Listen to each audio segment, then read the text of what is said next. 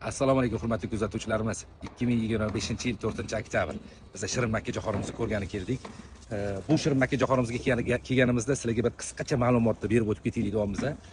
Shirin Makka jo'xori ekadigan bo'lsanglar, bilinglarki, bu Shirin Makka jo'xorida super sladkiylarda Makka jo'xorini so'tasi turib, foya ham shirin bo'ladi. O'shaning uchun bunga tut absolut qurt juda ham tez tushadi. Ishlovlarini imkon darajasida Makka jo'xorini o'zini lat yedirib qo'ymasligimiz uchun bilamiz, har bitta pachatkamizni pul turadi. Mana bunaqa darajada qurt yemasligi uchun ishlovlarini har hafta qilishimiz kerak. Har hafta imkon darajasida ishlovini qilib turishimiz kerak. Bu degani imkoni bo'lsa imkon qila olsanglar, sistemli dorilar bilan ishlanglar va tarkibiga prilipatel qo'shish esingizdan chiqmasin.